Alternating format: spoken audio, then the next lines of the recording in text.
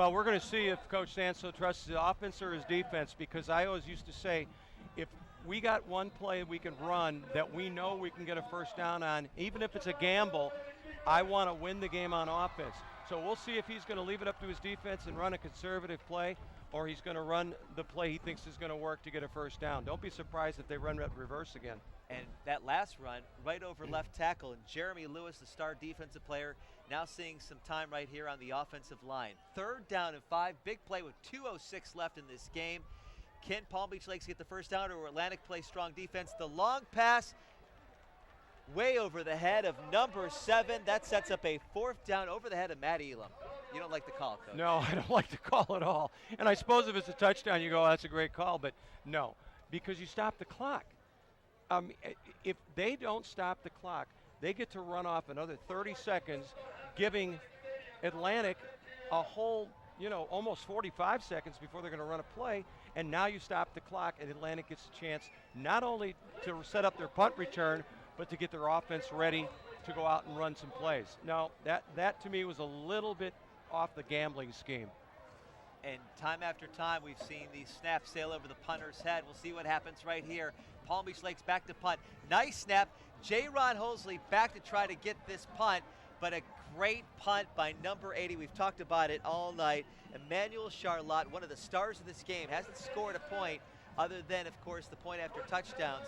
But this kid has been a star in special teams with his punts and also his kickoffs. Yeah, that was a line drive 55-yard punt that landed in the end zone. So, yeah, he's a weapon. He's been a weapon on the kickoffs and those punts when he's been able to handle them.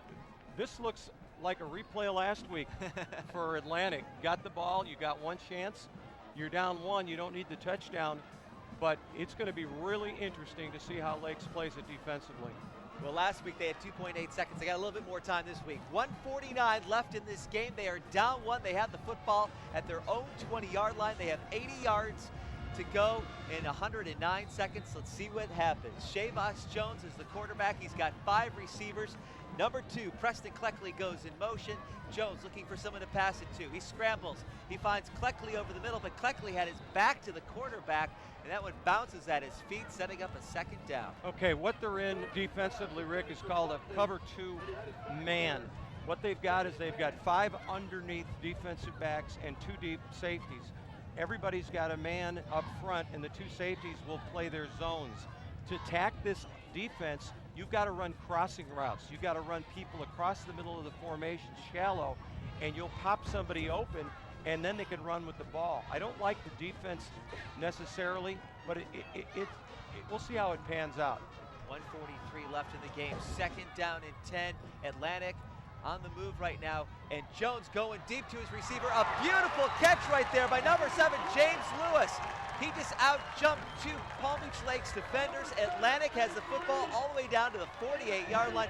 Great individual effort by Lewis. Yes, Lewis made the play, absolutely. Number 6 for Palm Beach Lakes, that will be Thomas Hankerson, or excuse me, that will be Patrick Charles Green. Really played the ball well, but you called it. He just got out-jumped for the football. All right, Chevis Jones with a big gain right there of 28 yards. He drops back to pass. He's looking for more. This time, the short pass, number 2, Preston Cleckley. And Cleckley gains about 8 yards. Cleckley, the 5'8", 160-pound junior, picks up 8 yards. 3rd down and 3. But 2nd down, excuse me, and 3. But, Coach, you got to be worried about the clock. 1:13, and the clock is rolling. Yeah, they needed to call a timeout here because this is too big of a play. And now you've got the clock running. They go to their quad formation. I think this will be a screen out to the quad receiver. Jones right now does look immediately over to the right, and it is a screen pass to number 8. He gets away from 1 defender, but is stopped right now.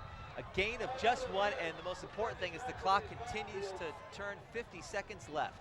No, I was not in the Atlantic huddle when I called that play. It's just that was the most logical thing for them to run. Now that the whole ball game rests on what they call here, anticipating that cover 2 defense 5 under. We got a timeout. It's 3rd down.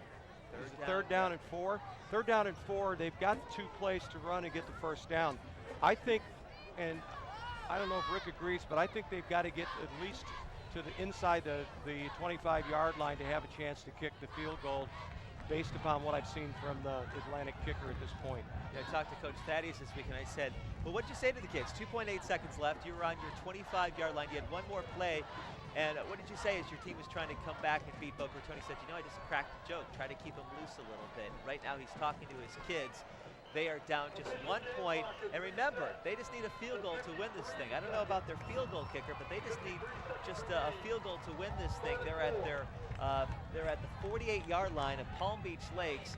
They're facing a 3rd and 4 right now, so we'll see what happens. But Chevis Jones is the quarterback. He's got a receiver there on the right, 2 on the left, and just 1 running back in the backfield. That's number 6, Thomas Hankerson. And now we've got number 15 just running onto the field, Briante Allen, looking a little confused. So right now Atlantic drops back to pass. Jones, we got a penalty flag. The coach. Well, it's an illegal substitution. And you to can't do that 2 off a timeout has got to be frustrating. You can't. Oh, that's so frustrating because you've got your guys over there. You've got 6 coaches on the sideline. Somebody's got to be responsible for making sure that we've got the right players in the game. And what happens is you come out of timeout, you think you've got the right call, and you look up and we're missing a player. And with the new rule, you can't come running in off the sideline, and that's exactly what happened. It's been an exciting game, but I'd have to honestly say it's been a very sloppily played game. Well, the pass was incomplete, and so Lakes declines the penalty. So this is the most important play of the game right now. 4th down and about 5. And right now Atlantic obviously out of field goal range, so they got to go for it here. 4th down and 5 from the 47-yard line. They need to get to the 42-yard line, and Chevis Jones is in the shotgun. 3 receivers to the right, 2 to the left. Comes down to this, 4th down and 5. Jones back to pass. He looks for a pass. Picked off by Palm Beach Lakes. Game over. Jones tried to throw the ball into heavily guarded covered territory over that, and Atlantic right now throws the interception, and that, for all intents and purposes, is game over. Great coverage on the outside. I think that was set up by the fact they ran so many of these stop routes, and the Palm Beach Lakes secondary, the corner there, stepped right in front of the receiver and sealed the football game for the Rams. I'll tell you what, Lakes has overcome so many mistakes tonight and has still won the ball game. Can you just imagine how good they could be if they eliminate some of these errors? And you know what? You think about what happened last week when Atlantic overcame that 24-0 deficit to beat Boca Raton 25-24. They were trying to do it again today, but eventually that catches up with you. This is a very talented Atlantic team. We've seen some amazing individual efforts, but at some point, I think especially on offense, they're making too many mistakes, and it caught up with them tonight. Well, it's easy for myself to sit up there and say this and say that because I've been in the other side too, but Atlantic has got to get down and decide what they want to run offensively, because right now it's of my opinion they're just trying to do too much, and they've got enough good players where they can sit down and run what they need to run. But I'll tell you what, they ran into a very good defensive football team tonight in Palm Beach Lakes. They have a super defensive tackle, a set of great linebackers, and a safety that's outstanding. And they're good. I mean, they're a good football team, and they've overcome a lot of things tonight to win this football game. You know, there's so many great individual efforts as Alonzo Bellamy just takes a knee, and the clock winds down at 36 seconds right now with Atlantic's going to take a timeout, but I don't think they're going to be able to stop the clock. But eventually, as you look at this game, I'm really impressed with Alonzo Bellamy. This kid really showed a lot of potential tonight. He seems like he's got good zip on the ball. He throws a nice tight spiral, and he had plenty of playmakers out there as well. Absolutely, and again, I cannot tell you the similarities between even the numbers the same with Micah Mays, and I'm sure Micah had a lot of input in developing this kid as he's over at Lakes, but he has great poise. I loved his poise, and I love the fact that he came back from the interception, the touchdown for interception, and just made some great throws down the stretch. So, you know, Lakes is going to be a team to definitely watch out for because they're in that tough 6A district with Gardens and Vero and Jupiter, and it's gonna be a barn burner up there. I hope we get to do a couple more of those games. And again, once again, Bellamy takes a snap and just goes down on one knee. 32 seconds right now left in this game. Palm Beach Lakes made some big mistakes last week against Glade Central. Glade Central is such a tough team. They capitalized on those mistakes and really beat Palm Beach Lakes pretty good. Tonight, it's a different story. Lakes makes the mistakes again, but in this particular case, Atlantic did not have enough firepower, and it looks like Palm Beach Lakes is headed to their first victory of the year. Both teams will eventually be 1-1 after tonight. Palm Beach Lakes already starting to celebrate on the sideline. Coach Dan Sasso gets the victory. Palm Beach Lakes is going to pull it out. The clock winds down to 0. And the Rams players celebrating the 21-20 victory tonight over Atlantic. They come into Delray Beach, into the Atlantic Stadium, and they come away with the big victory, 21-20. Right, and I'll tell you what, the thing I like about the football game is neither team gave up. I think Atlantic, though, made way too many mistakes themselves. I think they shot themselves in the foot almost as much as Palm Beach Lakes did tonight. And, you know, a loose ball here, a break there, but Lakes came back. You called it, the great return of the kickoff that brought them right back from the brink. And then the nice drive by Bellany and the touchdown. They hold off Atlantic at the end. They can't do it 2 weeks in a row. As you said, that gets to be a little tough. And neither team loses the district game, though, and that's the most important thing. I hope we get a whole bunch of them like this. You know, at one point, you're thinking about this game. It's 20-9.